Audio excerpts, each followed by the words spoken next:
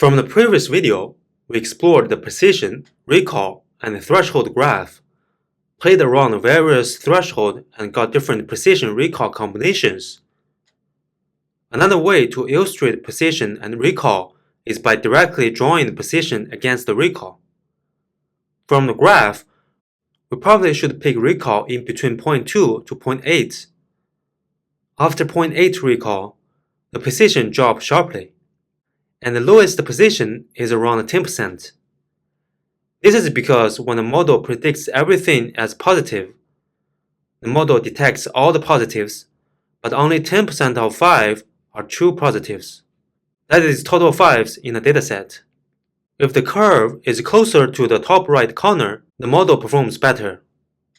There is another tool to measure binary classifiers. It is called Receiver Operating Characteristic, in short, ROC. We talked about recall from the previous video. In short, recall means the ratio of positive instances that are correctly detected by the model. And this is the false positive rate formula. False positive over false positive plus true negative. Essentially, the ratio of negative instances that are incorrectly classified as positive. We can use the ROC curve function to draw the line. As we can see, the bigger recall, the bigger false positive ratio. In the extreme case, when the model only outputs positives, all positives can be detected by the model, so the recall is 1. However, all the negatives are classified as positive, so the false positive ratio is also 1. If we have a model that generates recall as 1 and false positive ratio as 0, we found a perfect model. It is unlikely to happen. The curve closer to the top left corner is better. We simply want the model to detect all the positives and less false positive. The area under the curve AUC is a common way to measure performance. Curve closer to the top left corner, the AUC closer equals to 1. We can use ROC AUC score to calculate. Our SGD classifier scores 0.96. Because both ROC curve and precision recall curve are measuring model performance, which one should we use? When the positives are rare, we should use precision recall curve. Because positives are rare and false positives can be rare as well, it is hard to reflect on the ROC curve. If the dataset is roughly balanced between the classes, ROC can work well for this situation. Now let's try to use another classification algorithm, random forest classifier. Different from SGD classifier, we need to use the function predict_prob to obtain class probabilities for each instance. This is output from the function. The first prediction model believes 89% positive, and the second prediction believes 1% positive. Precision recall curve takes the prediction probability score and the actual label. It helps us generate precision, recall, and the threshold. We can plot it on the graph along with the previous SGD classifier. Decision tree outperforms the SGD. So far, we only explored binary classification of algorithms. Now we can handle multi-class classification. Random forest classifier can handle multiple classes natively. However, SGD and supported vector classifier only support binary classification. There are two common approaches to perform multi-class classification with multiple binary classifiers. First, one versus rest or one versus all strategy. It is also called OVR or OVA in short. For the MNIST dataset as the example, we can have 10 different binary classifiers, and each classifier can be trained on the entire dataset. Every classifier predicts positive or negative for one number. We can feed the image into 10 different binary classifiers and get 10 different decision scores. The highest decision score is the final result. The second strategy is 1 versus 1, OVO in short. We train a binary classifier for every pair of digits. For example, we can filter out only 0 and 1 images for the training set, and train one model to classify 0 or 1. In order to classify 10 digits, there are 45 different pairs of combinations for 2 distinct digits. We need to train 45 different binary classifiers. Based on the decision score of each classifier, the system votes on the number. The number with the most votes is a prediction. One biggest advantage of 1 versus 1 is allowing the model to be trained on a smaller set. For some models such as supported vector machine classifiers, smaller training set improves model training efficiency dramatically. sklearn helps us to choose OVR or OVO based on different models. It will automatically use OVO for supported vector machine classifier.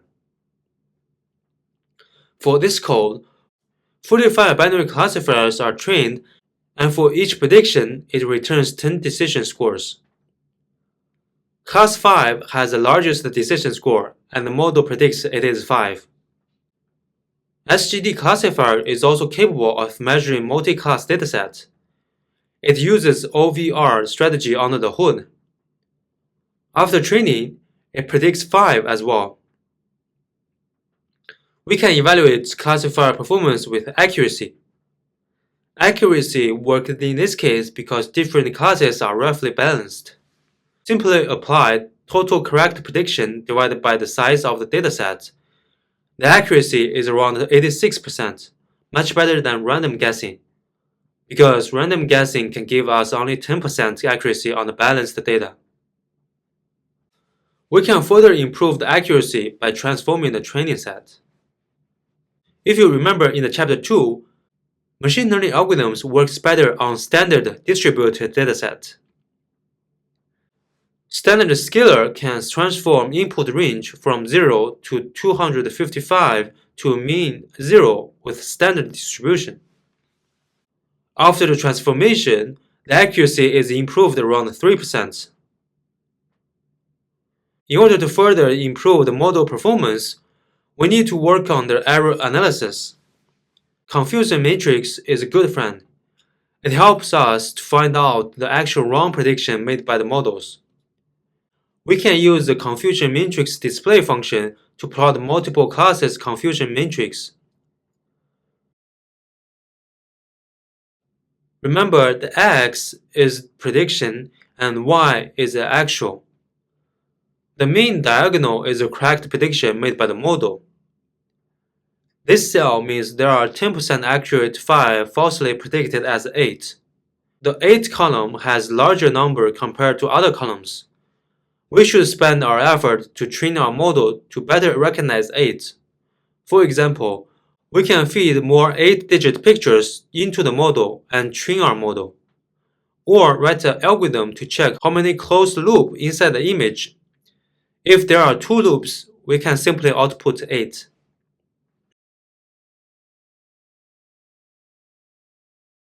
Now, let's explore multilabel classification, the second type of classification task.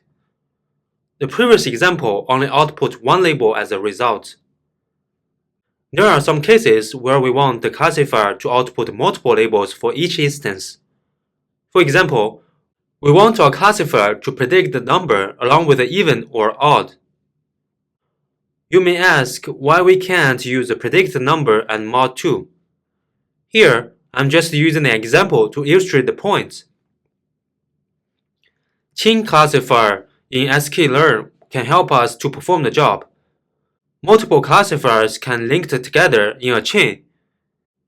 Each prediction on the chain is used as a feature for training the next classifier. Y-train odd applies modular on Y-train. Y-multiple label combines Y-train and Y-train odd together. After feeding the chain classifier to the X-train and Y-multiple label, we can use it to predict, and the result contains 2 different labels. The third type of classification task, multi-output classification. This is a generalization of multi-label classification, and each label can be multi-class. For example, we saw some application make the old pictures more clear. The classification algorithm removes noise from images. Classifier outputs one label per pixel, and each label has color value. We can illustrate this point by adding random noise to the minutes dataset and asking the classifier to clean those noise. We modify the X string with some random generated noise. We can see the file becomes blurry. Then use kneighbors classifier to feed the model on the modified data xstring mod and the cleaned dataset xstring. We can verify this by giving one modified data, and the picture shows the clean output from the model. Great! We finished the classification topics. Now we have a better sense of various classification algorithms and their metrics for their performance. At the end, let's briefly go through a tech blog and explore Stripe fraud detection ML algorithm Radar. This is their official blog. Radar is Stripe fraud prevention solution. It assesses more than 1,000 characteristics of potential transaction in order to determine the likelihood that it is fraudulent. It makes this decision accurately in less than 100 milliseconds. Out of the billions of legitimate payments made on the Stripe, Radar incorrectly blocked just 0.1%. This essentially tells us their false positive ratio is very low.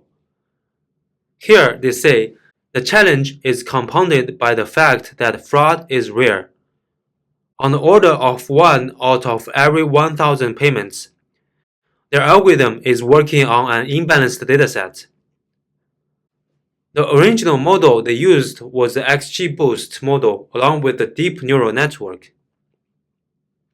Due to the several issues with the XGBoost model, they tested their model performance without the XGBoost component, and that would cause a 1.5 drop in recall.